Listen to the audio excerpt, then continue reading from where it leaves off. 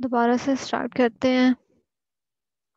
Light के बार बार जाने की वजह से डिस्टरबेंस हो रही है।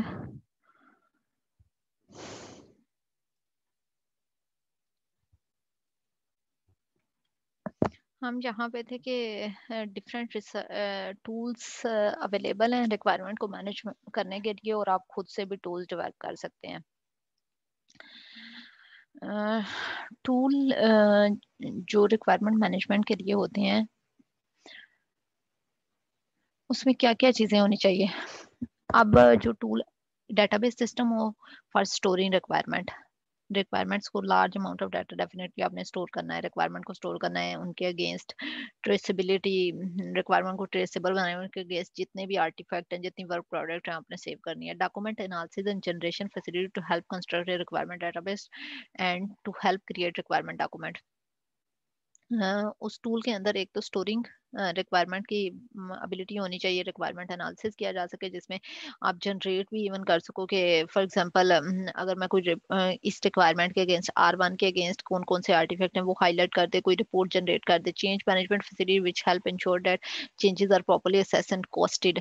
अगर एक रिक्वायरमेंट के अंदर कोई चेंज आता है तो वो हाईलाइट कर दे कि इसकी वजह से ये कैसे उसके अंदर गो थ्रू होगा। पूरी रिक्वायरमेंट, एक रिक्वायरमेंट R1 के अंदर चेंज आया है तो उसकी वजह से R2, R3 और R7 में जो इम्पैक्ट होना है वो उसे एवेलुएट करे और एक्सेस करे, और कॉस्ट कितनी उस से लिंक्ड होगी। Traceability facility which help requirement engineers find dependency between system requirement, और उसके अंदर ट्रेसेबिलिटी फैसिलिटीज पे होनी चाहिए। जो आपका रिक्वायरमेंट, जैसे मैंने आपसे कहा, केस टूल अवेलेबल होते हैं उस पर आप रिसर्च कर सकते हो, और इसके अलावा आप खुद से केस टूल बना सकते हो, और खुद से एक टूल जो है रिक्वायरमेंट मैनेजमेंट के लिए उसके अंदर क्या क्या एबिलिटीज होनी चाहिए, वो रिक्वायरमेंट को स्टोर कर सके, ट्रेस कर सके, रिक्वायरमेंट की अगर कोई चेंज आता है तो उसका इम्पैक्ट एनालिसिस कर सके,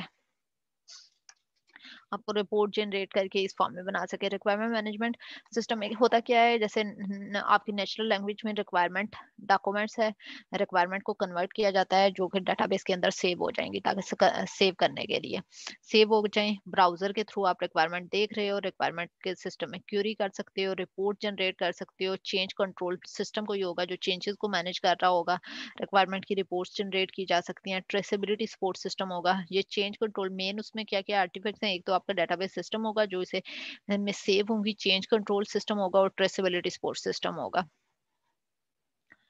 ये आपकी टूल दो टर्म्स है यहाँ पे कर ले, stable and volatile requirements. Stable requirements क्या होती हैं, जो रिक्वायरमेंट चेंज नहीं होती। जैसे कुछ हमारी जो मेन डोमेन की रिक्वायरमेंट्स जो होती हैं, मोस्टली जो आर्किटेक्चर के रिलेटेड रिक्वायरमेंट होंगी वो चेंज। जो आपकी मेन रिक्वायरमेंट्स होती है वो स्टेबल रिक्वायरमेंट जो चेंज ना हो, और वोलेटाइल रिक्वायरमेंट जिनमें चेंज होने के चांसेस ज्यादा होते हैं। Requirement changes occur while the requirements are being elicited, analyzed and validated, and after the system has gone into service. Requirement में तो change आती है, requirement में elicitation में आती है, analyze में आती है, validation में आती है, और even जब system आप service दे भी देते हो उसके बाद भी change आ सकता है। Some requirements are usually more subject to changes than the other. एक बात ये requirement में changes तो आती ही हैं।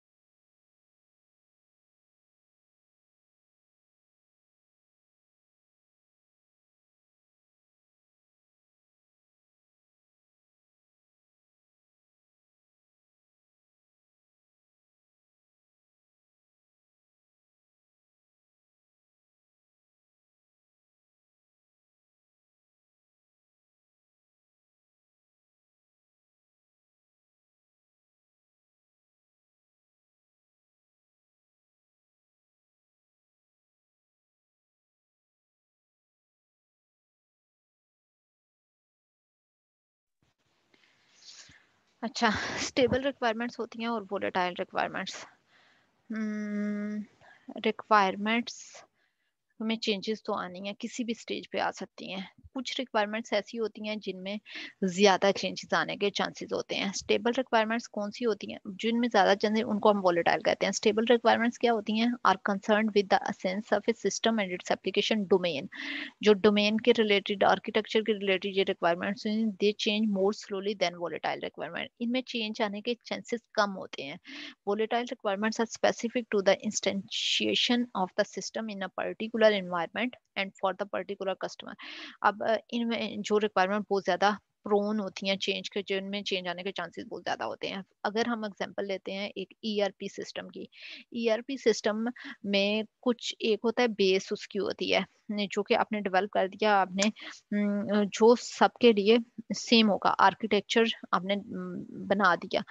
कुछ डोमेन रिक्वायरमेंट होती हैं, बेस होती हैं, उनमें चेंज होने के चांसेस कम होते हैं। और कुछ रिक्वायरमेंट होती हैं जैसे कस्टमाइज होती हैं, जो को पर्टिकुलर आप हर कस्टमर के लिए चेंज कर सकते हो। इंस्टेंशिएशन जो है पर्टिकुलर स्पेसिफिक के लिए आप चेंज करते हो, तो वो आपकी वोलेटाइल रिक्वायरमेंट होती है, उनमें चेंजेस आने के चांसेस ज्यादा होते हैं।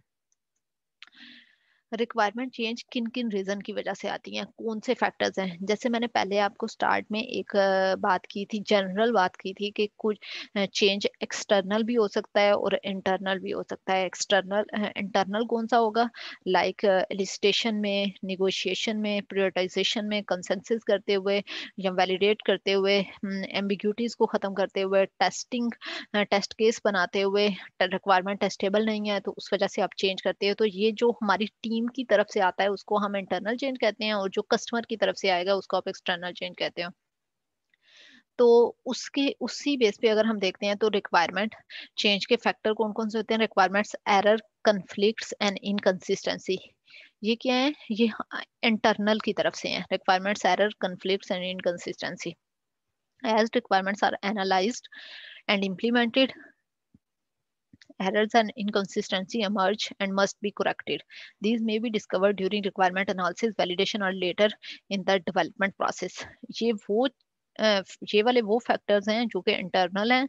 जब आप एनालाइज करते हो, इम्प्लीमेंट करते हो, रिक्वायरमेंट को डायग्राम बनाते हो, वैलिडेट करते हो, तो ड्यूरिंग ये सारे इन प्रोसेसेस में आपकी एरर्स, कन्फ्लिक्ट, इनकंसिस्टेंसीज आती हैं, तो आपने उनको रिमूव करने के लिए चेंज करना होता है। दूसरा क्या है? अवॉल्विंग customer and user knowledge of system. जैसे जैसे सिस्टम की अंडरस्टैंडिंग और सिस्टम के बारे में कस्टमर की अंडरस्टैंडिंग और नॉलेज इंक्रीज होता है, वैसे ही उसका क्या हो जाता है, वो उसको रिक्वायरमेंट्स को चेंज कर देता है। As the requirements have developed, customers and end user develop better understanding of the what they really require from the system. तो उनकी अंडरस्टैंडिंग बढ़ जाती है तो वो चेंज करते हैं। टेक्निकल, स्केचुअल और कॉस्ट प्रॉब्लम। थर्ड क्या होती है फैक्टर रिक्वायरमेंट चेंज का? कि आपका क्या है, सिस्टम बहुत ज्यादा एक्सपेंसिव हो रहा है, आपने कास्ट मिनिमाइज करनी है, तो आप कुछ रिक्वायरमेंट्स को वो चेंज कर लेते हो, कम कर लेते हो। या आपका स्केड्यूल डिले हो रहा है तो आपने रिक्वायरमेंट जिनके में काम चल सकता है आप वो रिक्वायरमेंट इम्प्लीमेंट कर देते हो। तो इस तरह के इश्यूज होते हैं। ये तीन तरह के फैक्टर्स हैं रिक्वायरमेंट चेंज के, इंटरनल, एक्सटर्नल और आपके कॉस्ट या स्केड्यूल के प्रॉब्लम्स जो आते हैं, टेक्निकल प्रॉब्लम्स आते हैं। तो उनकी वजह से रिक्वायरमेंट चेंज करना। Changing customer priorities. कस्टमर की प्रायोरिटीज चेंज हो सकती हैं during development as a result of changing business environment, the emergence of new competitor, staff changes. For example आप जब बन रहा था तो बनते बनते कंपिटिटर की तरफ से या किसी रीजन से आपके पास कोई न्यू प्रायोरिटीज आ गई हैं तो आपने चेंज किया। एनवायरमेंटल चेंजेस हो सकती हैं। The environment in which the system is to be installed में change so that the system requirement have to change.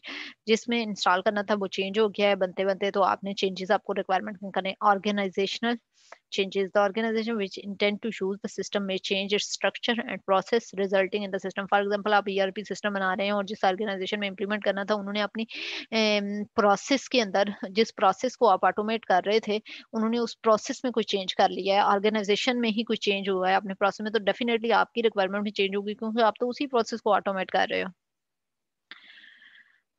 अब हमने देख लिया, हमने ये देखा के रिक्वायरमेंट्स स्टेबल और वोलेटाइल होती हैं। वोलेटाइल रिक्वायरमेंट्स क्या होती हैं, रिक्वायरमेंट चेंज आने के बहुत ज़्यादा चांसेस होते हैं। और चेंज की रीजंस क्या होती हैं, कौन से फैक्टर ऐसे हैं जो चेंज, जिनकी वजह से चेंज आता है, वो हमने डिस्कस किया है। अब हम देखते हैं कि वोलेटाइल रिक्वायरमेंट्स की टाइप्स कौन कौन सी होती हैं। कुछ जैसे कुछ कम वोलेटाइल होती हैं, कुछ ज़्यादा वोलेटाइल होती हैं। कौन कौन सी टाइप्स की वोलेटाइल रिक्वायरमेंट होती हैं? म्यूटेबल requirements फर्स्ट में आता है। these are the requirement which change because of changes to the environment in which the system is operating। जिसमें सिस्टम में ऑपरेट होना है उसमें अगर चेंज होता है तो उसकी वजह से जो चेंजेस आएंगी वो म्यूटेबल होंगी। emergent requirements, these are the requirement which cannot be completely defined when the system is specified but which emerge as the system is designed and implemented। Start में जब आप रिक्वायरमेंट इलिसिट कर रहे थे उस टाइम पे possible नहीं था उन रिक्वायरमेंट को कम्प्लीटली डिफाइन करना। जैसे जैसे सिस्टम आगे डिजाइन होता है, इम्प्लीमेंटेशन की तरफ जाता है, तो रिक्वायरमेंट्स इमर्ज होती हैं। ये उस टाइप की वोलेटाइल रिक्वायरमेंट है। Consequential requirement, these are the requirement which are based on the assumption but how the system will be use. अच्छा, ये कुछ वो रिक्वायरमेंट इसमें आती हैं वोलेटाइल रिक्वायरमेंट, जैसे आपने अज्यूम कर लिया जब सिस्टम यूज होगा तो ये होगा, तो उस टाइम पे अगर अजम्पशन चेंज हो गई है, वैसे assume जैसे आपने किया था वैसे नहीं हुआ, तो चेंज आएगा रिक्वायरमेंट। कंपैटिबिलिटी रिक्वायरमेंट, जो कि दूसरे आपके सिस्टम के साथ जो दूसरे इक्विपमेंट और दूसरे प्रोसेसेस अटैच हैं उनके साथ आपकी कंपैटिबिलिटी चेंज होती है, तो वो requirement. It is essential for the requirement management that every requirement should have a unique identification। हमेशा जब मैंने सॉफ्टवेयर इंजीनियरिंग पढ़ाई, जब मैंने आपको एसआरएस का प्रोजेक्ट करवाया, जब भी मैं इवन फाइनल ईयर प्रोजेक्ट के बच्चों को सबको कहती हैं रिक्वायरमेंट, हर रिक्वायरमेंट का यूनिक आइडेंटिफायर होना चाहिए।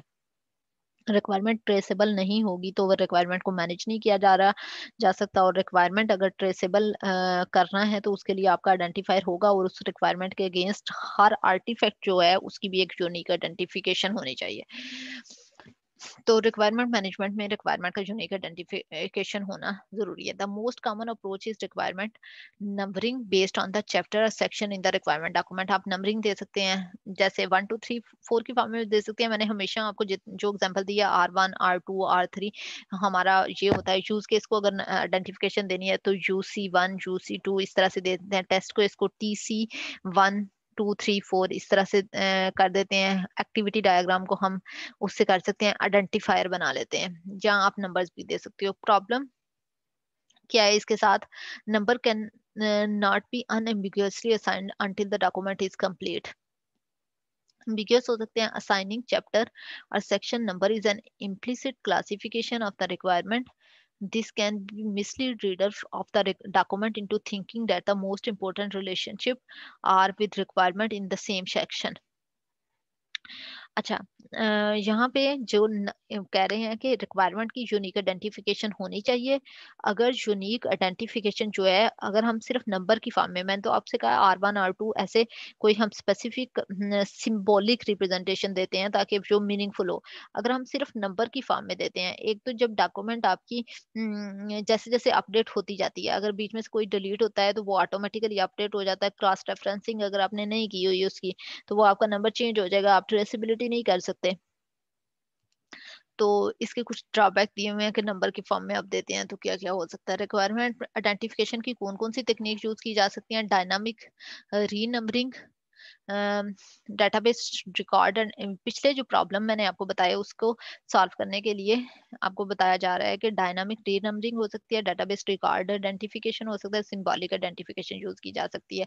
जो मैं आपको R1 R2 R3 use case 1 use case 2 इस तरह से एग्जांपल देती हूँ, हमेशा से वो इस कैटेगरी में आती है। सिंबॉलिक आइडेंटिफिकेशन ये बेस्ट तरीका होता है रिप्रेजेंट करने का। फॉर एग्जांपल ये देखें, EFF1 EFF2 ये किसको रिप्रेजेंट कर रहा है? Efficiency requirement 1 efficiency requirement 2। अगर आपने परफॉर्मेंस देनी है तो आप PR1 PR2, तो ये इस तरह से सिंबॉलिक वे होता है रिप्रेजेंट करने का। डेटाबेस रिकॉर्ड आइडेंटिफिकेशन डेटाबेस में आप कर देते हैं, या यहाँ पे जो नंबरिंग आप 1 2 3 की फॉर्म में ही कर रहे हैं, लेकिन आप उसे डायनामिक री नंबरिंग कर देते हैं कि अगर आप ताकि आपके जो ट्रेसेबिलिटी है वो सही से मेंटेन रह सके,